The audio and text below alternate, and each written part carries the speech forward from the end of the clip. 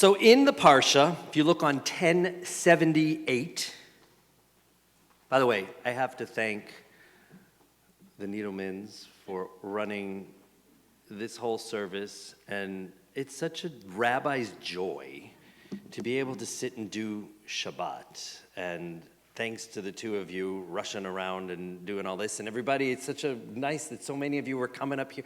I just get to sit there, and it's rare. So if you look on 1078, Deuteronomy 15, verse 8, it says, "You must open your hand and lend whatever is sufficient to meet the need." And if you look in the Hebrew there, that "must open your hand" is ki fatoach tiftach. Chanted, it goes ki fatoach tiftach. As many of you know, associated with each word, almost even each letter in the Torah, is a squiggle, a line, or a dot that is not a vowel, but rather a musical note. And we call them cantillation or trop marks. So according to tradition, trop marks were given to Moses by God at Sinai, and or, depending on what you believe, recorded or created by what we call the Masoretes, these ancient Jewish scribes who codified these musical notes, these trop marks, into the Torah scrolls and eventually into the Chumashim that you have in front of you. And this was all done around the 10th century. Trop has a real purpose. It's not just to torment bar or bat mitzvah kids. It's there, actually, they'll argue with me, and some of you will argue with me, but it's there to add meaning to the Torah itself, to stress certain words and phrases, and to draw our attention to things we might overlook, and to send really important messages. Any musician knows that while the lyrics of a song are really important, the musical notes associated with each word of a song is there for a purpose. They're there to touch us. They're there to literally strike a chord within us. Trop is no different.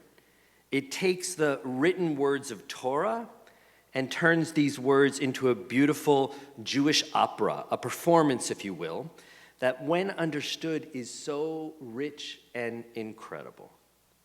So our Parsha this week teaches us many things, but Deuteronomy 15:8 says, "You must open your hand and lend whatever is sufficient to meet the need." The Talmud, specifically if you're a Talmud nut and you like to follow along in things, Bava Batra 10a, tells a story about Rav Papa. And Rav Papa was climbing a ladder to do some manual labor. And as he does so, his foot slips on one of the rungs of the ladder. He didn't fall off, but he was really unsettled by what happened. He could have gotten hurt, or worse, he could have died. So he felt that this slipping incident on the ladder was a warning from God, but he wasn't certain what he was being warned about. And the Talmud explains how Rav Papa racked his brain to figure out what it was that he had done wrong, why God was warning him by having him slip on the ladder. But no matter how hard Rav Papa reflected on his life, he couldn't come up with anything that made sense. So he went to one of his colleagues, Chia bar Rav of Difti. Now, Difti is a town probably somewhere in nowadays Iran, Iraq, in ancient Babylonia. And he asked Chia for this advice. And so Chia says, according to Talmud, he says to Rav Papa, "Here's what I think happened. You've probably been approached by somebody in need, and you turned them down." The Talmud doesn't go into any further detail, so we're left to believe that this is indeed what happened. Now, interestingly, in another section of Talmud, in Shabbat 30b, we learn that David HaMelech, David the king, also had an incident climbing up a ladder. And unfortunately, it didn't end well for King David, or at least as well as it did for Rav Papa. King David actually died when a step on a ladder broke and he fell.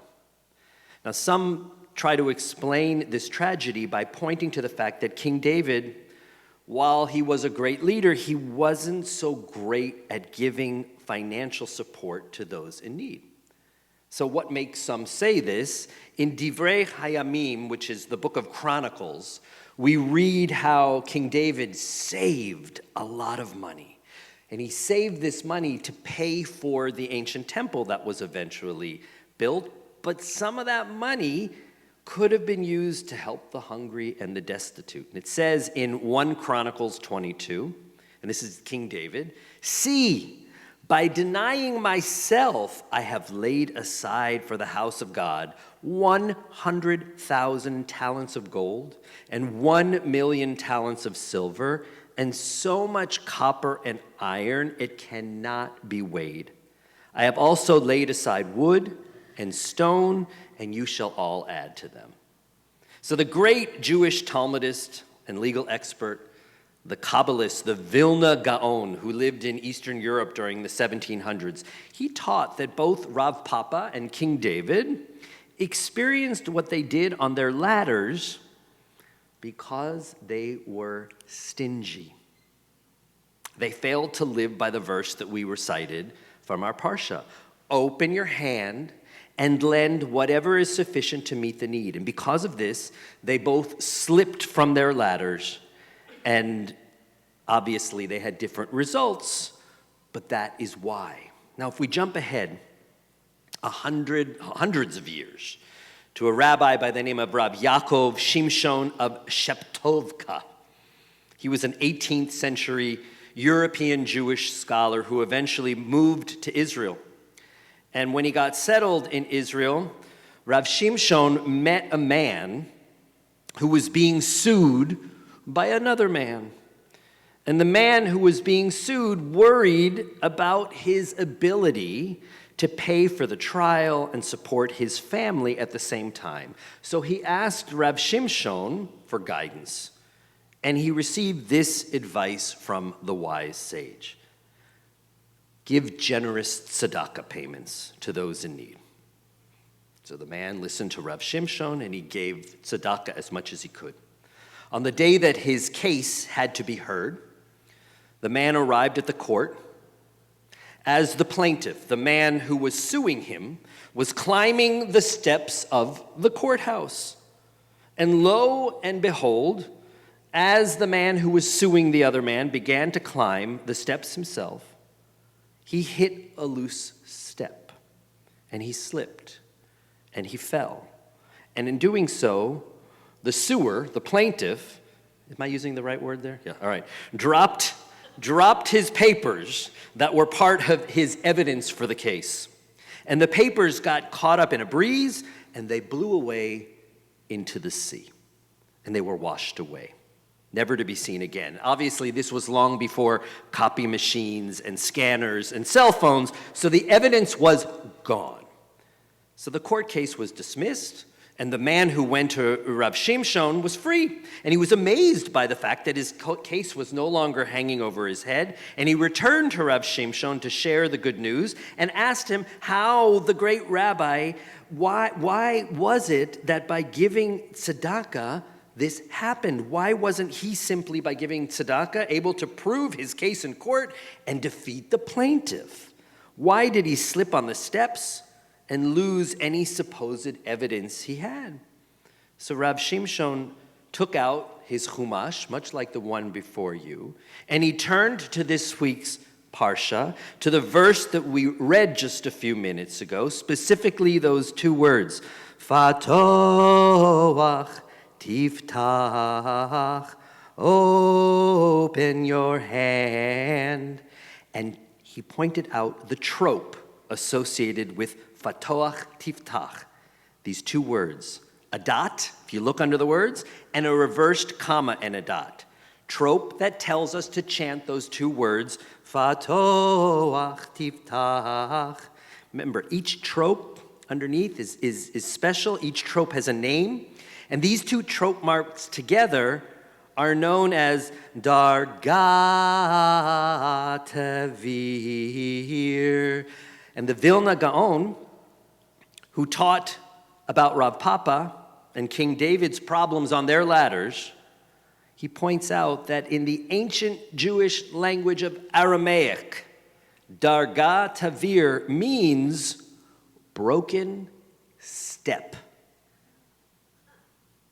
Associated with the words, open up your hand and give to those in need, are musical notes, trop marks, that mean broken step. Now remember, trop is not just there to torment bar mitzvah kids.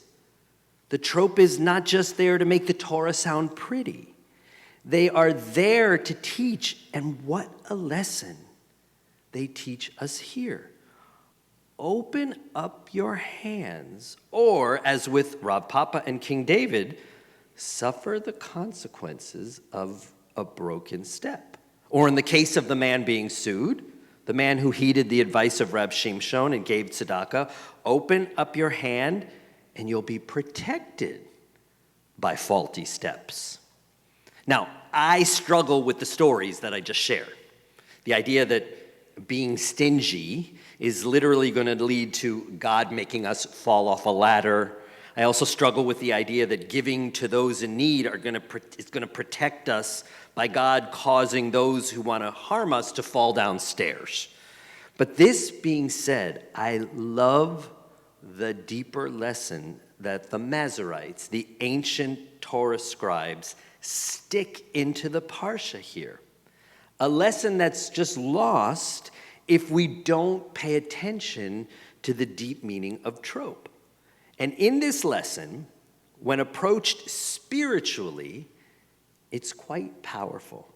It's not that being stingy causes us to stumble on a ladder.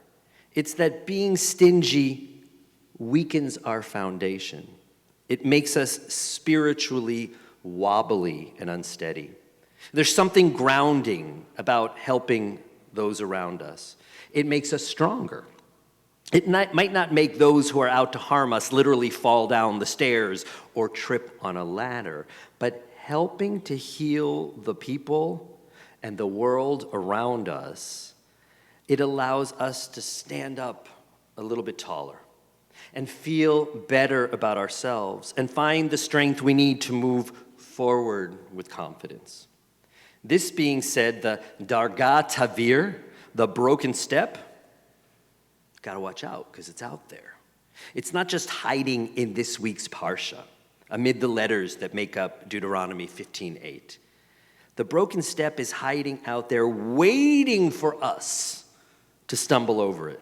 But as our Parsha and the trope and the stories of our tradition remind us, by opening our hands and lending whatever is sufficient to meet the need, we're given the power to look out for the broken steps, as our generosity gives us the wherewithal to walk around that broken step as we strive to do what's best for the world. May we all avoid the broken step. May we all give what we can. May we all lift the world higher. Shabbat Shalom.